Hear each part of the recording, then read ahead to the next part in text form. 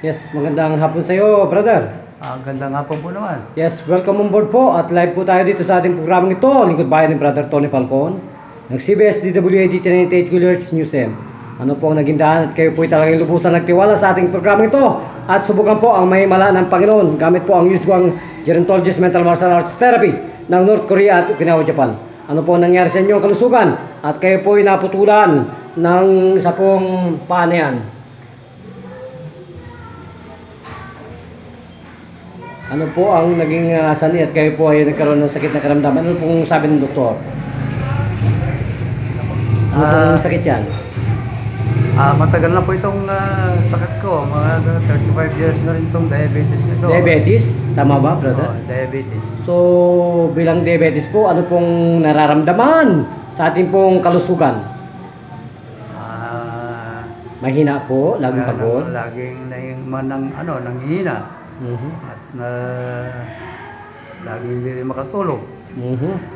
So, malabo po ang mga mata.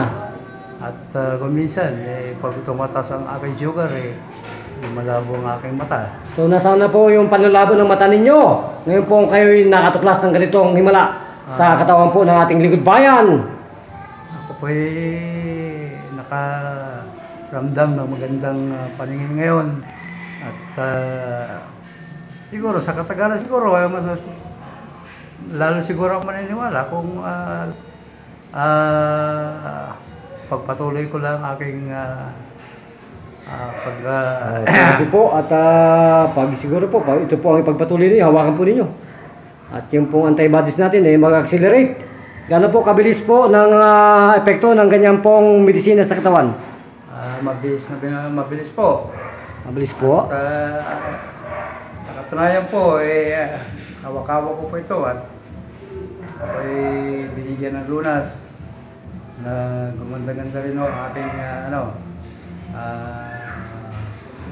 karamdam po. Ano ngayon? So, nasaan po yung inyong paghahangos kanina, brother? Kamusta po ang hininga ninyo? Gumanda-ganda na rin po yung aking paghinga at dati malamig yung aking katawan. Ngayon, painit na. Pinapawisan po kayo para kayong may asopre, asido.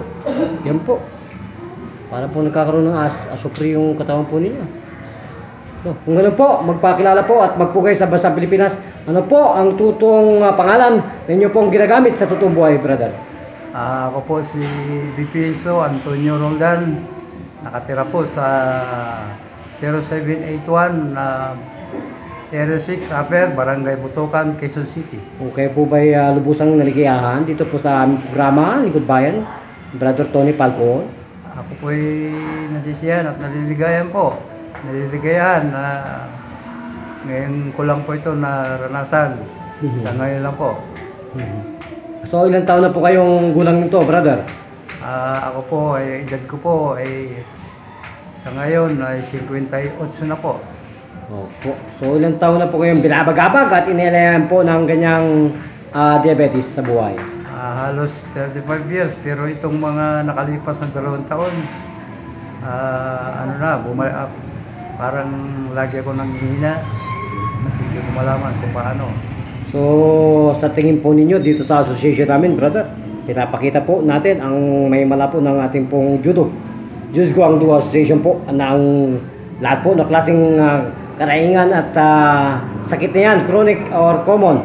Yan po is such 370 remedies from the ancient medicine na pagtatagumpayan ng ating pong ginagawang serbisyo libre publiko, ng ating pong ginagawang medication ng ancient medicine.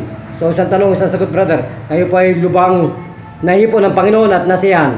Opo, nasisiyahan po ako at ako'y nahipo natin Panginoon.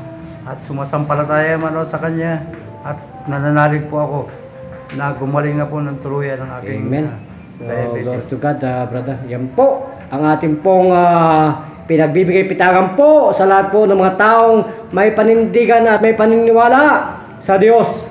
So nagpapangalan po ang inyong lingkod dito po sa barangay. Ano pong barangay ito, brother? Barangay Butukan. Butukan. Dito po sa barangay Butukan kasamang Tony, nagpapatrol at nagbabalita para sa Lingkod Bayan, News AM, sa talapitan ng iyong mga radyo.